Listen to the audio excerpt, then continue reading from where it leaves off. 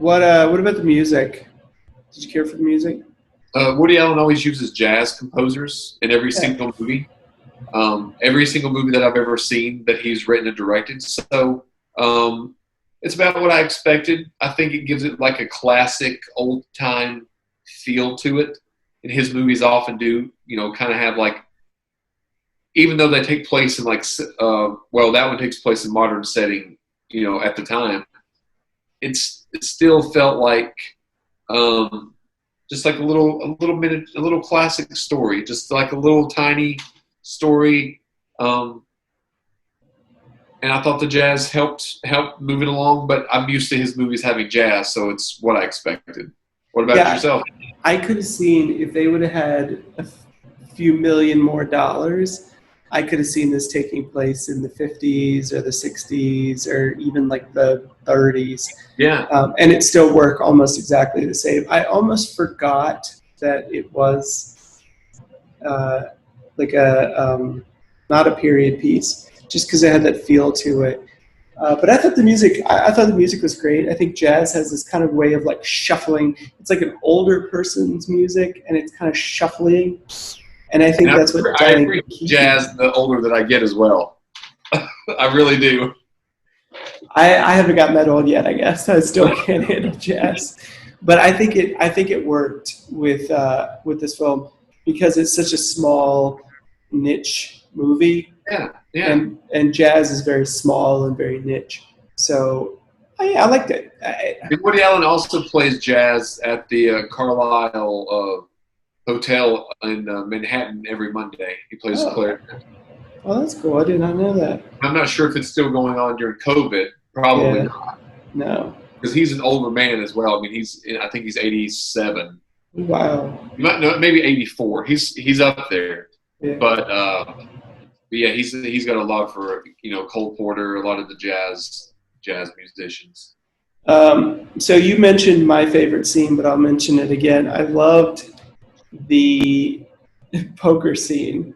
I thought his actions in the poker scene where he kind of goes like this and then goes like, and he's like flipping the cards around. I thought it was a little bit ridiculous, just a little bit ridiculous, but the character is a little bit ridiculous. So I was like, okay, I'm buying. I think this is a cool scene. And like you said, juxtaposing his like squirrely actions with this like tall, dark woman, mysterious woman. Almost Amazonian almost. Really, it's just like, what is this? I don't really understand this scene, but I don't mind it one bit. I thought it was a fun scene that just completely, I don't know. I thought it was a great scene. I loved it. That is a good scene. There's a lot of little tiny scenes in there that I like. I like the scene where they get stuck on the elevator. I thought that was a very comedic scene. There's a lot of witty dialogue there. I think the scene at the beginning of the movie when they come home and he's like, I command you to go to bed, that little scene, and he points. I found that pretty funny. And I do find silly but funny is the tape recorder scene where they're trying to pull this little gag off, or not gag, but pull the wool over the murderer's eyes and, try to set up this scheme that they actually read in a book or saw in a movie. That's how the whole thing comes together. And Larry almost ruins it by being, like bobbling the tape recorder around, almost dropping it. So I don't know which scene would be my favorite, but several of those kind of scenes. We talked about how a lot of it feels improv. Yeah. And usually when you do an improv, the camera's just trying to catch the action. This movie has a weird combination of improv and like very specific like timing, because I was thinking of that scene, like that scene has to run perfect for it to work because it's all like recorded stuff. The other one was where she sneaks into the apartment and the camera like whips back and forth and keeps picking them up. Yeah. If that timing's off, you have to redo the whole scene. But they did so it's like some scenes are just kind of loose as can be, just like let's just go with it and capture the action, almost documentary style. Yeah. And then you've got those scenes that are very, very structured and very calculated. And it's just you don't see that balance very much. It's usually one or the other.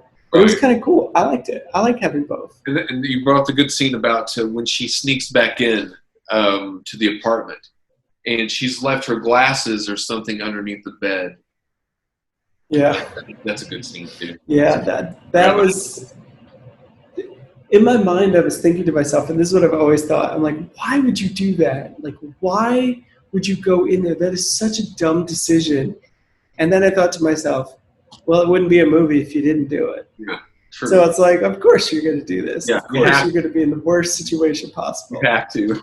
So then I've started, it's funny, I mean, it's taken me 30 some years to start realizing this, but now it's like, okay, how are you going to get out of this? I always used to thought, how stupid are you for getting into this mess? And now I'm finally realizing that it's all about getting out of the mess. Yeah. I'm like, I'll never learn, but I thought it was great.